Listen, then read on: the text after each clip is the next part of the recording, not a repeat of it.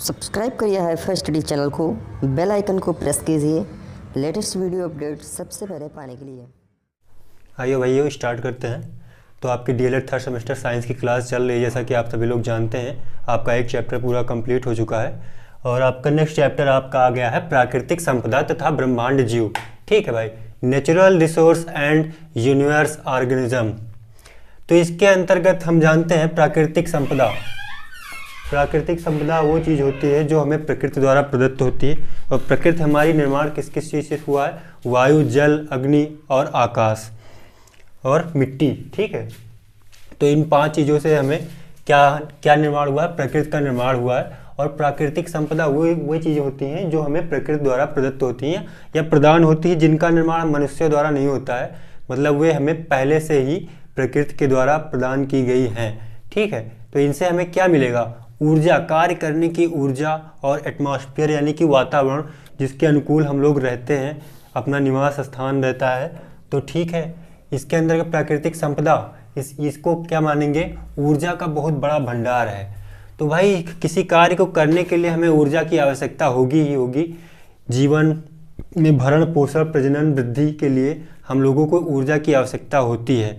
तो उसके अंतर्गत प्रकृति द्वारा प्रदत्त हमारी जितनी भी वस्तुएं हैं जिनका उपयोग मतलब जिन्हें मानव द्वारा निर्मित नहीं किया गया है, वे प्रकृति द्वारा प्रत्यक्ष या अप्रत्यक्ष दोनों रूपों से हमें प्रदान की गई हैं, मुफ्त में, है ना।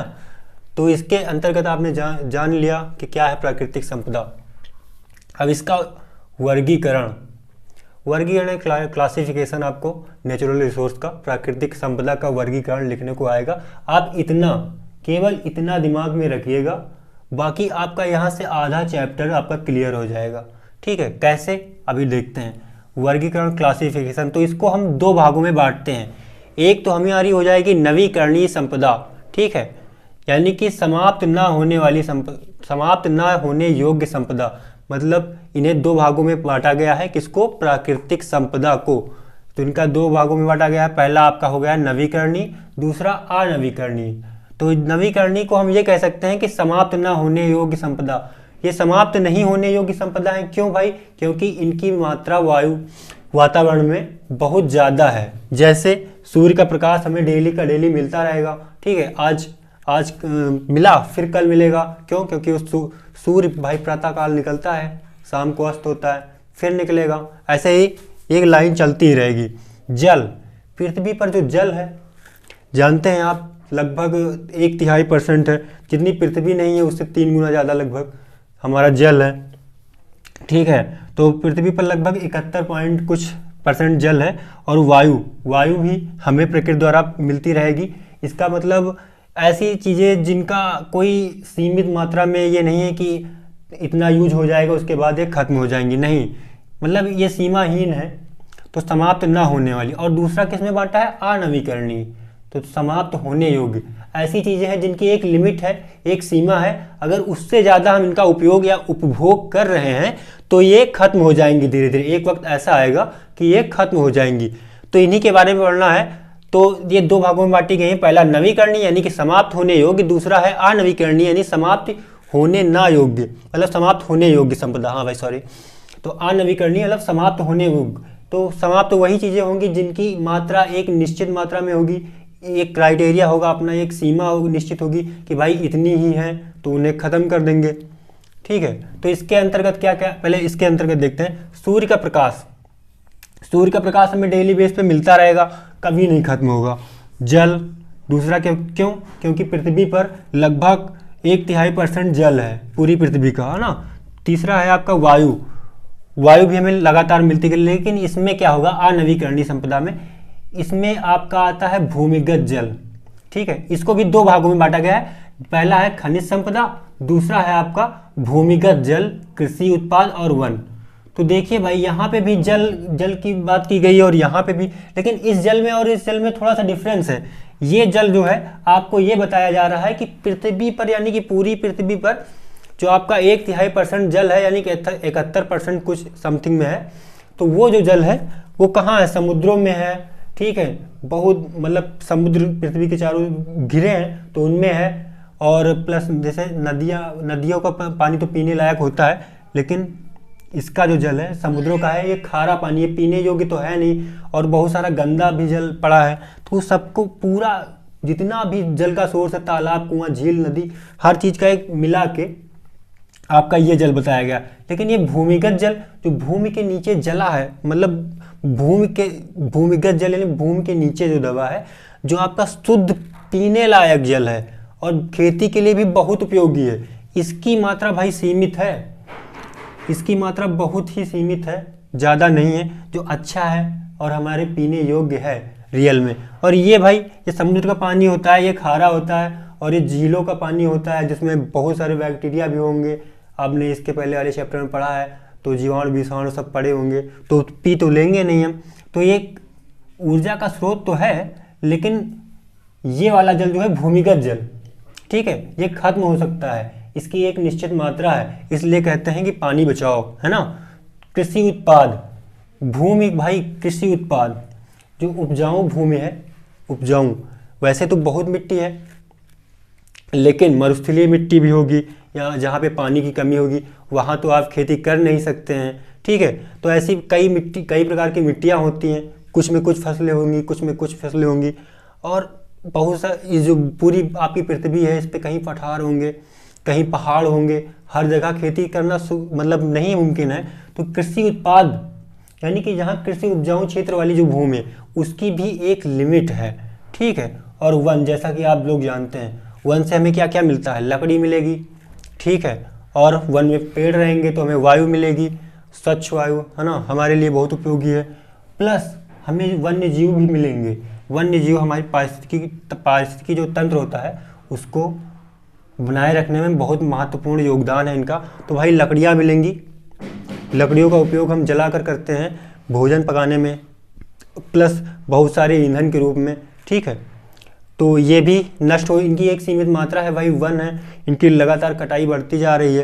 क्यों बढ़ती जा रही है? क्योंकि जनसंख्या में वृद्धि हो रही है। इसके बारे में भी पढ़ेंगे, जब आप पढ़ेंगे कि ये प्राकृतिक संपदा को कैसे बचाएं, ये नष्ट क्यों हो रही हैं, तो उसमें एक कारण आपका बहुत मेन इंपॉर्टेंट है, वो क्या है, जनसंख्या वृद्धि। तो भाई वन, ठीक है। और इसमें ये आणविकरणी को दो भागों में बांटा गया था, पहला है भूमिगत जल, कृषि उत्पाद और वन, और दूसरा है आपका खनिज संपदा। खनिज संपदा वे चीज़ें होती हैं जो भूमि के नीचे हों और उनको खनन के द्वारा निकाला जाए, मतलब खोद के या गड्ढा करके, ऐसे आप समझ सकते हैं, ठीक। खनिज मतलब खनन या खुदाई कार्य करके, यानी कि जो चीज़ें दबी हुई हैं वो संपदाएं हमारी, उसमें यूज काहे में आएंगी आपको। देखिए पुनः चक्रित, ये भी दो भागों में बांटी गई हैं, पुनः चक्रित नहीं होने वाली और एक पुनः चक्रित होने वाली। पुनः चक्रित होने वाले में आपकी सभी धातुएं आ जाएंगी। कैसे आ जाएंगी इस पे अभी चर्चा कर रहे हैं। पहले पुनः चक्रित नहीं होने वाली, तो इसके अंतर्गत भाई कोयला आएगा, तेल आएगा, प्राकृतिक गैस। तेल में मतलब यही डीजल, पेट्रोल, मिट्टी का तेल, ये जितने भी तेल हैं, ठीक है, फ्यूल, है ना, इनका उपयोग ईंधन के रूप में करते हैं जितने भी कारखाने, इंडस्ट्री, इनको चलाने में, ठीक है, ट्रेन, बस, रेलगाड़ी जो हमारे लिए उपयोगी हैं इनको चलाने में। तो इनकी एक भाई लिमिट है, तेल जितने भी हैं, ठीक है, डीजल, पेट्रोल, ये सब। और प्राकृतिक गैस, इनकी भी एक लिमिट है, इसका उपयोग भी हम ईंधन के रूप में करते हैं, यानी कि इससे हम ऊर्जा प्राप्त करते हैं। कोयला भी आप जानते हैं कि काहे में यूज करते हैं। देखिए पहले तो रेलगाड़ियाँ आती थी जो कोयले से चलती थी, उनमें यूज करते थे। अभी क्या करते हैं, कारखानों में करते हैं। प्लस भट्ठा, ईंट की पथाई देखे हैं कि जिससे मकान बनते हैं, ईंट लगती है ना, तो भट्ठे में भी वो कोयले का प्रयोग करते हैं। तो इनकी भाई एक ज़मीन के अंदर जब खुदाई होगी तो एक निश्चित मात्रा में है। तो ये सब लोग किस में आ जाएंगे, पुनः चक्रित नहीं, मतलब इनका एक बार यूज हो गया, एक बार कोयला जल गया, राख बन गई, काम खत्म। तेल एक बार यूज हुआ, डीजल, पेट्रोल, मिट्टी का तेल भाई एक बार जलेगा, दोबारा इसको पुनः निर्माण नहीं किया जा सकता है। कैसे, एक अभी ये समझेंगे तो आपको समझ में आ जाएगा। पुनः चक्रित किए जाने वाले सभी धातुएं भाई क्या होती हैं, इसमें तन्यता और आघात वर्धनीयता का गुण होता है। आपने बहुत पहले पढ़ा होगा कभी न कोई। क्यों धातुओं में तन्यता और आघात वर्धनीयता, इसका क्या मतलब है, तन्यता और आघात, तन्यता का मतलब है खिंचाव, मतलब इनको खींच के लंबा किया जा सकता है, इनकी आकृति में भी परिवर्तन किया जा सकता है। और आघात वर्तना मतलब इनके चोट पहुंचा के, मतलब पीट के, ठीक है, ये चपटा किया जा सकता है या गोल किया जा सकता है। तो इस कारण जितनी भी धातुएं हैं इनमें तन्यता और आघात वर्धनता का गुण पाया जाता है, तो इसलिए इन्हें पुनः चक्रित किया जा सकता है। उदाहरण के तौर पे आपका लोहा हो गया, एल्यूमिनियम हो गया, मतलब जितनी भी धातुएं होंगी, सोना भी आएगा ना आपका, सोना गोल्ड को आप क्या करते हैं, गोल्ड के आप लोग नेकलेस बनवाते हैं, आभूषण बनवाते हैं, इनको पुनः चक्रित कर सकते हैं कि नहीं। मतलब एक बढ़िया सा हार बनवाया आपने, उसको आपका मन भर गया या किसी को देना है, तो आप जाएंगे सोनार के यहाँ, तो वहाँ पे क्या करेंगे, कहेंगे भाई डिजाइन इसकी चेंज कर दो, तो कर देगा।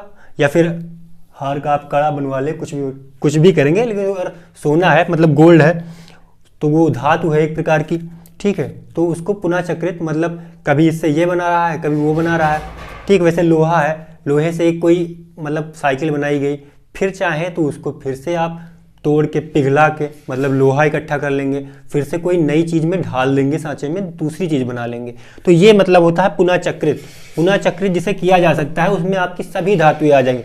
और ये पुनः चक्रित नहीं किया जा सकता है तो इसमें कोयला, तेल, प्राकृतिक गैस, इन्हें भाई एक बार यूज करेंगे, उसके बाद इनका काम खत्म। कैसे खत्म, क्योंकि ये रह ही नहीं जाएंगे पुनः चक्रित के लिए, बचेंगे ही नहीं कि इन्हें पुनः चक्रित किया जाए आपका, ये तो बची रहेंगी, तभी तो इन्हें किया जा सकता है। अगर इनकी तरह ये भी काम खत्म हो जाता है, इनका भी ये उड़ जाती या यूज हो जाती, जल जाती, तो इन्हें भी नहीं किया जा सकता। लेकिन ये अपने रूप को केवल परिवर्तित करती हैं, बाकी स्थिर रहती हैं, ठीक है। और लेकिन ये रूप परिवर्तित नहीं करती हैं, डायरेक्ट ईंधन के रूप में प्रयोग की जाती हैं। कौन कौन, कोयला, तेल, प्राकृतिक गैस। तो आपने इतना जाना, एक बार दोबारा देखिए, प्राकृतिक संपदा को क्या कहते हैं। आप कहेंगे कि ये ऊर्जा का एक भंडार है, ऊर्जा हमारे लिए बहुत आवश्यक है, प्रत्येक मनुष्य के लिए आवश्यक है। क्यों, क्योंकि तभी हम अपना मतलब लाइफ स्टाइल में परिवर्तन ला सकते हैं। जैसे हमें किसी चीज़ की आवश्यकता है, हमें कहीं जाना है, तो उसके लिए हमें क्या चाहिए, गाड़ी चाहिए। गाड़ी कहाँ से मिलेंगी भाई, सभी धातुएं, ठीक है। उसके लिए धातुएं लगेंगी ना गाड़ी बनाने के, लोहा हर चीज़ मिलेगा आपको। और चलेंगी काहे से, कोयला, तेल, प्राकृतिक गैस, इनसे चलेंगी, ठीक है। तो ये तो गाड़ी कैसे चल रही है, इसके लिए ऊर्जा की आवश्यकता है ना। तो ये कहाँ से सब मिल रही है, प्राकृतिक संपदा से। प्राकृतिक संपदा क्या है, तो ये ऊर्जा का एक विशाल भंडार है प्राकृतिक संपदा, और ये हमें प्रकृति द्वारा प्रदत्त होती है मुफ्त में, इसके लिए हमें पैसे नहीं देने पड़ते हैं, ठीक है। मतलब जैसे कोई चीज़ इंसानों द्वारा निर्मित होगी भाई, तो इंसान वो बेचेगा तो उसके आप दाम लेंगे। लेकिन इसमें क्या होगा, आपका वायु है, अग्नि है, इन सब चीज़ों को आप डायरेक्ट प्रकृति से प्राप्त करते हैं और इनका यूज करते हैं, ठीक है। तो इनका वर्गीकरण, क्लासिफिकेशन था, तो इन्हें दो भागों में बांटा गया। पहला नवीकरणीय यानी कि समाप्त ना होने योग्य संपदा, और दूसरा अनवीकरणीय यानी समाप्त होने योग्य संपदा। तो जो समाप्त नहीं हो सकती है उनमें आपका आ रहा है सूर्य का प्रकाश, जल और वायु। सूर्य का प्रकाश, जो नवीकरणीय आपकी ये समाप्त ना होने योग्य वाली संपदा है, इसका आप जो अभी तक प्रयोग करते आ रहे हैं, मतलब पहले से, नवीकरणीय यानी कि समाप्त ना होने योग्य, इसमें आप सूर्य का प्रकाश, जल, वायु, तो ये जो नवीकरणीय है ऊर्जा के स्रोत, इनका उपयोग हम परंपरागत ऊर्जा स्रोतों के रूप में करते हैं। परंपरागत आपने शब्द सुना होगा, परंपरागत यानी कि लगातार चलने वाली, जैसे परंपरा है, बहुत दिनों से चलने वाली लगातार एक ही चीज़, उसे कहेंगे आप परंपरागत। जैसे हमेशा से हम लोग ऊर्जा का प्रयोग, जैसे कि लैपटॉप है आपका चला रहे हैं, या फ़ैन चला रहे हैं, ये सारी चीज़ें किससे चला रहे हैं, बिजली से चला रहे हैं, बिजली, ठीक है, या लाइट, ठीक है। तो परंपरागत ऊर्जा का स्रोत आपका क्या हो गया, लाइट हो गई। लेकिन अब इसका प्रयोग नवीकरणीय यानी कि समाप्त ना होने योग्य विकल्प के रूप में, परंपरागत जितने ऊर्जा के स्रोत हैं, जितने भी परंपरागत ऊर्जा के स्रोतों के विकल्प के रूप में, यानी कि अब लाइट हो या ना हो, आप सूर्य के प्रकाश से, सौर प्लांट की मदद से, ठीक है, लाइट को प्राप्त कर सकते हैं, ठीक। कैसे, सूर्य के प्रकाश में सौर प्लांट द्वारा एक यांत्रिक तकनीक होती है जिससे आप लाइट प्राप्त कर सकते हैं। उससे आप फैन चलाइए, उससे आप लैपटॉप चलाइए, चार्ज कीजिए, फ़ोन चार्ज कीजिए, है ना, लाइट हो या ना हो। तो उसके विकल्प के रूप में, या हम कह सकते हैं नवीकरणीय ऊर्जा स्रोत जो है, इसको हम परंपरागत यानी कि जो आज तक करते आए हैं उस ऊर्जा के स्रोत के विकल्प के रूप में इसका प्रयोग करते हैं। किसका, नवीकरणीय यानी कि समाप्त न होने वाली। तो सूर्य का प्रकाश जो भाई लाइट है, इसमें कई रसायन मिलाकर या कई चीज़ों से मिलाकर बनाई जाती है लाइट, आपकी विद्युत आपकी किस तरह बनती है, बहुत मेहनत से। लेकिन नवीकरणीय ऊर्जा जैसे सूर्य के प्रकाश से जब आप लेंगे तब विद्युत की बचत होगी, ठीक है। यही कोयला वोयला जला के बहुत भाई बनाई जाती है लाइट वाइट, ठीक है, और बहुत सारे रासायनिक पदार्थों को मिलाकर बिजली उत्पादित की जाती है। तो उससे आप कैसे बच सकते हैं, जिससे ये सूर्य का प्रकाश सौर प्लांट द्वारा बनाएंगे तब क्या होगा, ये लाइट जो महंगी है आपकी ये कम खर्च होगी और इसको आने वाली पीढ़ी को हम दे सकते हैं। मतलब भाई जितना बचाएंगे इधर उतना ही आने वाली पीढ़ी हमारी इस्तेमाल कर पाएगी। अब कोयला, तेल, प्राकृतिक गैस, ये चीज़ें जितनी बची रह जाएंगी, हमसे जितनी छूट पाएंगी वही तो आगे यूज होंगी, नहीं तो कहाँ कर पाएंगे, पहले ही ख़त्म कर देंगे। क्यों ख़त्म कर देंगे? क्योंकि इनकी एक निश्चित मात्रा ही पृथ्वी पर मौजूद है, ठीक है। तो सूर्य का प्रकाश और जल भाई 1/3% है, तो इसका प्रयोग क्या करेंगे, जल से ऊर्जा हमें कैसे प्राप्त करेंगे? तो जल हमारा जो है पृथ्वी पर जल का काम क्या होता है, देखो ये क्या होगा, जल जो भरा है समुद्रों में वाष्पीकरण होगा। वाष्पीकरण से कैसे जाएगा, ऊपर जाएगा आसमान में, सूर्य के प्रकाश में जब वाष्प के रूप में ऊपर जाएगा, फिर ये ओस की बूंदों में कन्वर्ट होगा या छोटी छोटी बूंदों में कन्वर्ट होगा, फिर संघनन होगा इसमें, फिर ये धीरे धीरे इकट्ठा होके कहीं पे ओले के रूप में गिरेगा, कहीं पे पत्थरों के रूप में, मतलब जो खाने वाले होते हैं या ऐसे पत्थर जो होते हैं वो भाई गिरेंगे, या फिर कहीं भी डायरेक्ट जल जैसे नॉर्मल बारिश होती है उसके माध्यम से, मतलब ये ऊपर जाएंगे वाष्प के रूप में, फिर से नीचे आएंगे, तो ये कभी खत्म नहीं होंगे, ठीक है। कौन? जल। और जल का उपयोग टरबाइन बनाकर विद्युत उत्पादित में किया जाता है। वायु का उपयोग पवन चक्कियों के निर्माण में, जहाँ पे ज़्यादा वायु वाले क्षेत्र हैं, यानी कि खुले मैदान ज़्यादा हैं और वहाँ पे वायु लगातार चलती रहेंगी, तो वहाँ पे हम पवन चक्की लगाएंगे भाई, तो पवन चक्की से विद्युत का उत्पादन करेंगे, ठीक है। और विद्युत से क्या क्या चलाएंगे, कारखाने चलाएंगे, अरे बहुत सी चीज़ें चलाएंगे, ठीक है। और जल से हम टरबाइन से लाइट उत्पन्न करते हैं, टरबाइन लगाकर, ठीक है। और यहाँ सूर्य का प्रकाश तो दूसरी तरफ से भी हमारे लिए ऊर्जा का बहुत अच्छा स्रोत माना जाता है, या पृथ्वी पर इसको कह सकते हैं कि ऊर्जा का मुख्य संवाहक माना जाता है। कैसे भाई, सूर्य का प्रकाश होगा तभी प्रकाश संश्लेषण होगा, तभी जीवन होगा, ठीक है। ये सब लोग तो आप बहुत पहले से जानते हैं, लेकिन ये भी लिख सकते हैं, सूर्य का प्रकाश जो है वो पृथ्वी पर जीवन का संवाहक माना गया है। क्यों माना गया है? क्योंकि उसकी उपस्थिति में ही पौधे जो होंगे वो विकास करेंगे, प्रकाश संश्लेषण करेंगे और ऑक्सीजन हमें देंगे और अपना भोजन निर्माण करेंगे। तब भी वन संपदा भी रहेगी, जो आपकी वन है, ठीक है, तभी पेड़ पौधे रहेंगे, तभी वन रहेंगे। भूमिगत जल तभी स्वच्छ रहेगा। कृषि उत्पाद, भाई कृषि में भी पेड़ पौधे ही होते हैं, छोटे होते हैं, लेकिन वो भी होते तो पौधे ही, उनको भी सूर्य का प्रकाश चाहिए। इसलिए क्या माना गया है, सूर्य के प्रकाश को पृथ्वी को मुख्य ऊर्जा का संवाहक माना गया है, ठीक है। तो नवीकरणीय ऊर्जा का उपयोग हम किस में करते हैं, तो परंपरागत ऊर्जा के जो स्रोत हैं आज तक जिससे हम करते आ रहे हैं उनके विकल्प के रूप में, मतलब वो नहीं होंगे अब, तब भी हमारा काम चल जाएगा बराबर अच्छे से, पहले की ही तरह, मतलब उसमें कोई गिरावट नहीं आएगी उस फैकल्टी में, ठीक है। अब भी कंपनियां चलेंगी, लेकिन बिजली हो या ना हो कोई फ़र्क नहीं पड़ता हमें। क्यों? क्योंकि सूर्य का प्रकाश मिल रहा है, पावर प्लांट लगा के बढ़िया से बिजली उत्पन्न कर रहे हैं और चला रहे हैं। क्या अब इसमें अनवीकरणीय यानी समाप्त होने योग्य संपदा, इसको आपको दो भागों में बांटा गया है। पहला भूमिगत जल, कृषि उत्पाद, वन, और दूसरा खनिज संपदा। खनिज संपदा यानी कि भूमि के खनन से प्राप्त जो संपदाएं हैं, यानी खदान के द्वारा जो भूमि के नीचे दबी हुई हैं उनसे प्राप्त संपदा जितनी भी होंगी वो खनिज संपदा के अंतर्गत आएंगी। और इनको भी दो भागों में बांटा गया है, पुनः चक्रित नहीं करने वाली और पुनः चक्रित किए जाने वाली। इसके अंतर्गत आपकी सभी धातुएं आ सकती हैं। धातुएं ही क्यों? क्योंकि इनमें ये कोई किताब में आपकी नहीं दिया गया है, किसी भी किताब में, लेकिन धातुएं ही क्यों? क्योंकि इनमें तन्यता और आघातवर्धनता का गुण होता है। तो तन्यता का मतलब खिंचाव, आघातवर्धनता यानी कि पीट कर, ठीक है। तो यानी आघात इनके रूप में परिवर्तन किया जा सकता है, इसलिए इसके अंतर्गत सभी धातुएं आएंगी, एक रूप से दूसरे रूप में बदल जाएंगी। एक बार हम इसका उपयोग कर सकते हैं, दोबारा खींच के या पीट के दूसरे रूप में ढाल सकते हैं इन्हें गलाकर, ठीक है।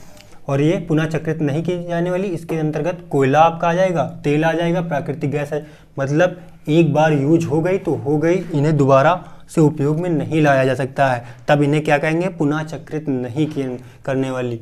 और इनका चक्रण हो जाता है, यानी कि इनसे फिर से कुछ ना कुछ निर्माण हो जाता है। तो ये रहा आपका चैप्टर। इसके बाद प्राकृतिक संपदा, तो ये कैसे कम हो रही हैं हमारी और इनसे मतलब कैसे बचाया जाए, अब इसके बारे में पढ़ेंगे। प्राकृतिक संपदा के नष्ट होने का कारण, तो क्या क्या कारण है? कारण कई हैं, बहुत सारे हैं, यहाँ पे मुख्य आपको 4 बताए जा रहे हैं। पहला है आपका बढ़ती हुई जनसंख्या, यानी कि इंक्रीजिंग पॉपुलेशन। तो बढ़ती हुई जनसंख्या कैसे प्राकृतिक संपदा के नष्ट होने का कारण है? तो भाई अगर जनसंख्या कम होगी तो चीज़ों का उपयोग, इस्तेमाल, यूज कम होगा। लेकिन जैसे जैसे जनसंख्या बढ़ेगी चीज़ों का उपभोग बढ़ता जाएगा, जो चीज़ें हमारे लिए आवश्यक हैं उनका उपयोग करेंगे हम, और ज़्यादा मात्रा में करेंगे क्योंकि जनसंख्या ज़्यादा है। ठीक है, तो इसमें क्या क्या हो जाएंगे, जो गाड़ियाँ 1-2 हैं उनमें काम चल जाता है, लेकिन अभी जनसंख्या बहुत ज़्यादा बढ़ती जा रही है तो वो कहाँ हो पाएगा, तो हमें और गाड़ियाँ चाहिए। उसके लिए हम क्या करेंगे, और ईंधन, कोयला, जल, ये जो फ्यूल है आपका डीजल पेट्रोल, ये और ज़्यादा लगेगा। खनिज जितने होंगे और इस्तेमाल होंगे, कैसे, जब जनसंख्या बढ़ेगी। और क्या होगा कि हमें रहने योग्य भी ज़मीन चाहिए। तो ज़मीन जो है, भूमि आपकी एक निश्चित मात्रा में है रहने के लिए, निवास के लिए। बाकी सब तो पहाड़ हैं, पहाड़ों पे जीवन स्तर बहुत कठिन होता है, तो आपको यहाँ पे चाहिए जहाँ पे मतलब सारी सुविधाएं भी उपलब्ध हों। तो आपको नॉर्मल ज़मीन, तो नॉर्मल ज़मीन जहाँ होगी वहाँ भाई खेती भी अच्छी होगी। तो भूमिगत जो खेती वाली क्षेत्र हैं इनमें हम अपना घर बना रहे हैं, तो कैसे भूमि को भी नष्ट कर रहे हैं, वहाँ की उर्वरता भी कम हो रही है। उर्वरता क्या कम होगी, जब भूमि हम कब्जा करके उस पर घर या रहने योग्य हम बना रहे हैं। तो बढ़ती हुई जनसंख्या, क्या जनसंख्या बड़ी, रास्ते भी बनाए जाएंगे ज़्यादा, क्योंकि भाई भीड़ होगी तो दिक्कत होगी हम लोगों को।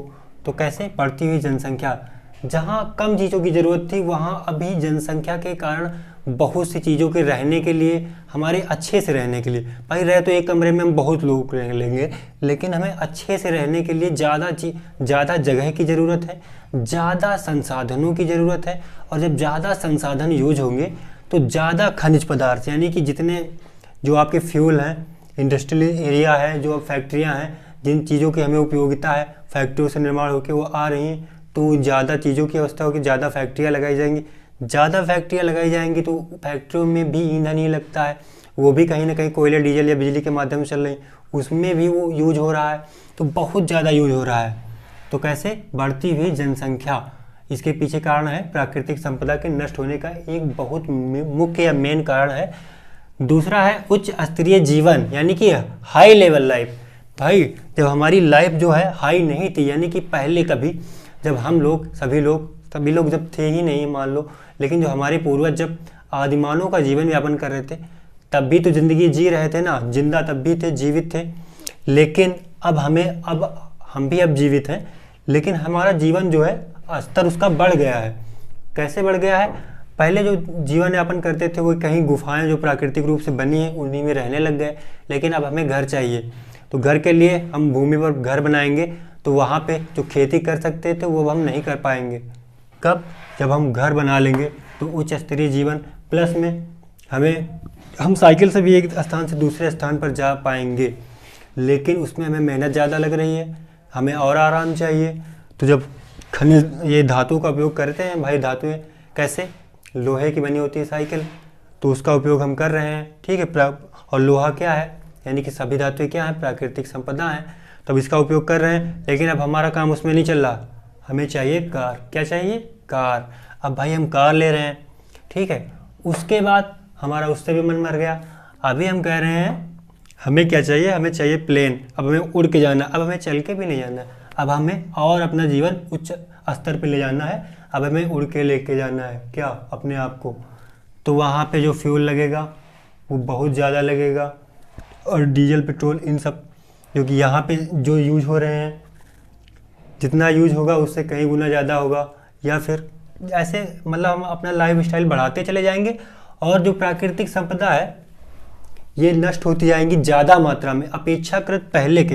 देखिए भाई हम जिंदगी ऐसे भी गुजार सकते हैं, थोड़ा सा नॉर्मल तरीके से भी रह के, लेकिन हमें ज़्यादा चाहिए। क्यों, क्योंकि हमें अपना जीवन यानी कि हाई लेवल लाइफ, उच्च स्तरीय जीवन जीना है। कब हम, और ये युद्ध में तो क्या होता है, जब एक देश या दूसरे देश जो एक दूसरे से युद्ध होता है तो अटैक होता है, तो कई प्रकार की, यानी कि हर प्रकार की आप कह सकते हैं प्राकृतिक संपदा का क्या होता है, नष्ट होती है। जैसे वन संपदा, वन संपदा जब भाई ऊपर से विस्फोट होगा, बम हम गिराए जाएंगे तो आपके वन जो होंगे वो जल जाएंगे, ठीक है, वहाँ पेड़ पौधे जल जाएंगे। और ऐसे भी जब ज़मीन पे गिरेगा तो वहाँ की जो फसल होगी और जो मिट्टी की उर्वरता होगी वो नष्ट हो जाएगी। क्यों हो जाएगी?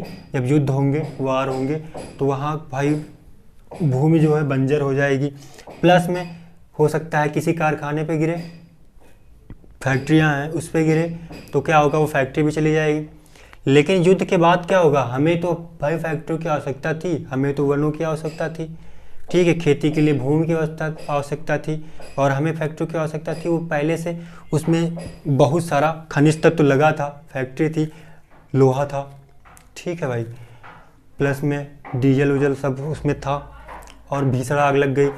तो क्या होगा कि युद्ध के बाद जो परिणाम होंगे वो बहुत ही घातक होंगे, क्योंकि आवश्यकताएं हमारी इमीडिएटली और बढ़ रही हैं और वो पूरी नहीं कर पा रहे हैं, तो उसके लिए हमें और फैक्ट्रियां लगानी पड़ेंगी। जबकि वो बनी बनाई फैक्ट्री थी भाई, लेकिन वो हमारी बर्बाद हो चुकी है। तो जब फिर से फैक्ट्री बनवाएंगे तो बहुत सारा मटेरियल लगेगा, फिर से हम किस पे निर्भर रहेंगे, प्राकृतिक संपदा पे। फिर से खदानें स्टार्ट होंगी, फिर से हम धातुएं निकालेंगे, ठीक है, दूसरी नई फैक्ट्री निर्माण में बहुत सी चीज़ें लगेंगी, ठीक है। तो युद्ध से और वन संपदा का तो काफ़ी नाश होगा, लॉस होगा। और वन संपदा का लॉस होगा तो पर्यावरण भी दूषित होगा, उससे हमारा बहुत, ये तो आप लोग समझ ही गए होंगे। अब चौथा, प्राकृतिक संपदा का दुरुपयोग। जो संपदाएं हमें प्रकृति द्वारा प्राप्त हैं उनका दुरुपयोग कैसे हो रहा है, तो इसका एक बेस्ट एग्जाम्पल है, थोड़ा सा मजाकिया है, प्राकृतिक संपदा का दुरुपयोग। तो भाई प्राकृतिक संपदा जो है, जैसे कि हमें डीजल मिल रहा है या पेट्रोल मिल रहा है, अब हम कहीं जा रहे हैं कार से, ठीक है, कार से जा रहे हैं हम, अब जब चल रहे हैं तो कार भाई शीशा उसा लॉक है, एसी लगाए हुए हैं, चलाए हुए हैं। एसी किस लिए चलाते हैं? कार में भाई ठंडक बनी रहे, क्योंकि हमें हमारा लाइफ जो है उच्च स्तरीय की तरफ है, हाई लेवल है, उच्च स्तरीय जीवन हम जी रहे हैं भाई, कार से जा रहे हैं और एसी चलाए हुए हैं, ठीक है। एसी क्यों चलाए हैं? क्योंकि कार में ठंडक बनी रहे। जबकि गाड़ी चल रही है तो क्या चाहिए, अगर आप शीशा को खोल देंगे तब भी हमें हवा बराबर लगेगी, लेकिन हम नहीं करेंगे। क्यों? प्राकृतिक संपदा का दुरुपयोग, हमें डीजल मिल रहा है, जहाँ पे 5 लीटर लगना था वहाँ पे 8 लीटर लग रहा है, 10 लीटर लग रहा है। ये क्या हो रहा है? दुरुपयोग ही तो हो रहा है। क्यों, कैसे हो रहा है? एसी भाई खुली चल रही है, और वो भी कब चल रही है, गाड़ी चल रही तब भी एसी चल रही है कि नहीं। जबकि हम शीशा चाहे खोल लें तो हवा हमें मिलेगी, और जो वो हवा होगी वो प्राकृतिक होगी, नेचुरल होगी, हमारे स्वास्थ्य के लिए भी अच्छी होगी। लेकिन हम ऐसा नहीं करते हैं भाई, उच्च स्तरीय अपने आप को दिखाना है कि हम कितने हाई लेवल पे लाइफ जी रहे हैं अपनी यहाँ। तो प्राकृतिक संपदा का दुरुपयोग, ये जो कार वाला बार बार एग्जांपल ले रहे हैं, इसे याद रखेंगे, हर चीज़ में लग रहा है लगभग ना, तो याद करने में आपको आसानी हो जाएगी। तो आप क्या पढ़ चुके हैं? प्राकृतिक संपदा यानी कि नेचुरल रिसोर्स। ये पूरा चैप्टर आपका क्या था? प्राकृतिक संपदा तथा ब्रह्मांड जीव। ब्रह्मांड जीव भी हमारी संपदा है, क्योंकि ये भी हमें प्रकृति द्वारा मिले हैं हमारे नेचर में। तो इनसे क्या क्या प्राप्त होगा? हमें दूध प्राप्त हो रहा है, और क्या क्या प्राप्त हो रहा है? ये पारिस्थितिकी तंत्र जो है हमारा, उसको बनाए रखने में भी आप महत्वपूर्ण भूमिका निभाते हैं। और इनसे क्या क्या मिल रहा है? ब्रह्मांडीय जीव से, इनके गोबर से भाई खाद पास मिल रही है, खाद का निर्माण हो रहा है, यानी कि जो जैविक खेती होती है इसमें भी बहुत महत्वपूर्ण है। कौन से? ब्रह्मांडीय जीव, जो जानवर होते हैं जो प्रकृति हमारे साथ साथ या जीवन यापन कर रहे हैं, तो ये बहुत महत्वपूर्ण है। अब जैविक खाद से क्या होगा कि जब भूमि में हम डालेंगे तो उसकी उर्वरता बढ़ जाएगी। जो भूमिगत खेती करते हैं, जब भी पढ़ाया गया था, ठीक है, तो इनकी उर्वरता बढ़ जाएगी। उर्वरता बढ़ेगी तो अनाज अच्छा होगा, मतलब जितना हो रहा है उससे ज़्यादा उत्पादन होगा। और जो ऐसे वाली खादें हैं, ये जो आ रही हैं रासायनिक खादें, इनसे उर्वरता घटती है। मतलब एक बार फसल बोएंगे तब डालेंगे तब तो बढ़ेगी, लेकिन इसमें धीरे धीरे जो नेचुरल यानी कि प्राकृतिक उर्वरता है, उर्वरक क्षमता भूमि की, वो धीरे धीरे नष्ट होती चली जा रही है। इसलिए अगर हम ब्रह्मांडीय जो जीव हैं, जीव जंतु,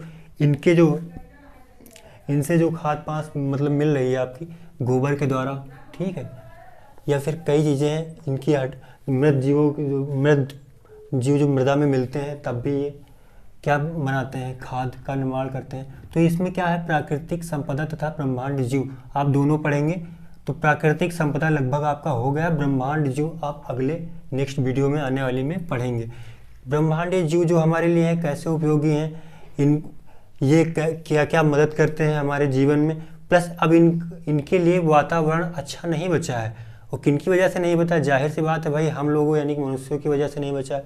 तो इनके विलुप्तीकरण हो रहा है या ये मर रहे हैं, तो इनके बारे में पढ़ेंगे कि कैसे इनका विलुप्तीकरण हो रहा है, ये आपके नेक्स्ट वीडियो में। फिलहाल के लिए एक बार हल्का सा रिवाइज करते हैं। प्राकृतिक संपदा, इसके बारे में आपने पढ़ा है कि क्या होती है, प्रकृति द्वारा प्रदत्त जो संपदा होती है वो प्राकृतिक संपदा होती है। प्राकृतिक संपदा ऊर्जा का एक बहुत बड़ा यानी कि विशाल भंडार है जिसका उपयोग हम अपने लिए ऊर्जा के निर्माण में करते हैं। और ऊर्जा का उपयोग हमारे लिए किस लिए आवश्यक है, तो भाई ऊर्जा का उपयोग हमारे लिए हर तरह से उपयोगी रहेगी।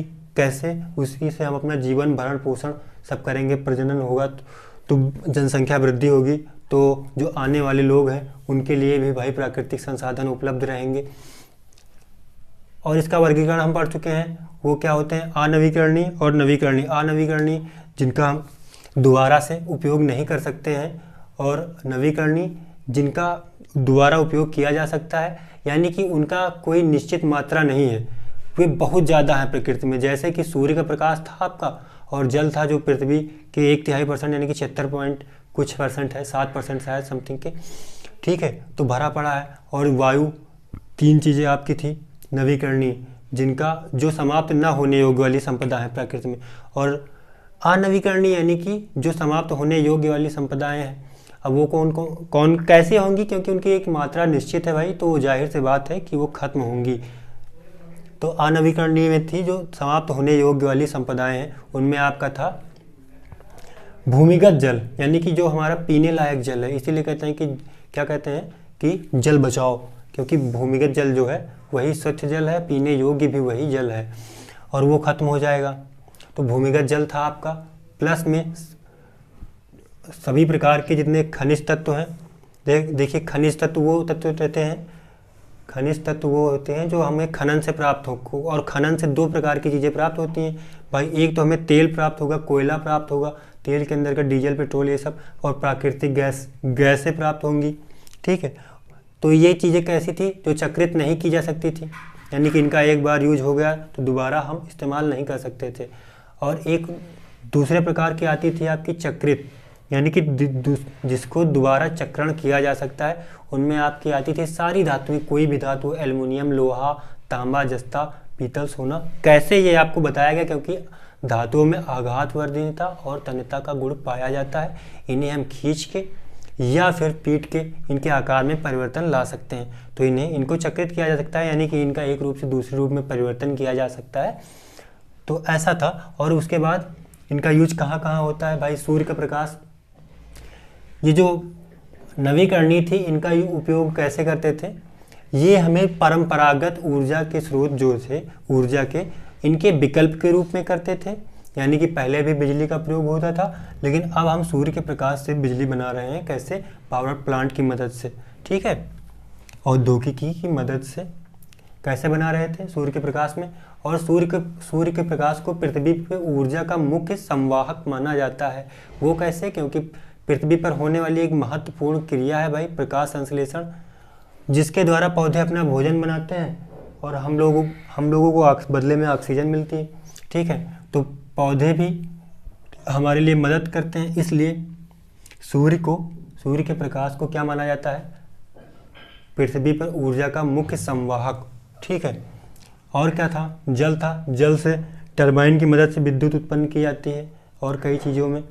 वायु था आपका, वायु पवन चक्कियाँ लगाई जाती हैं, जहाँ पे खुला मैदान हो, हवा निरंतर बहती रहती, चलती रहती, तो पवन चक्की की मदद से भाई विद्युत का निर्माण करते हैं।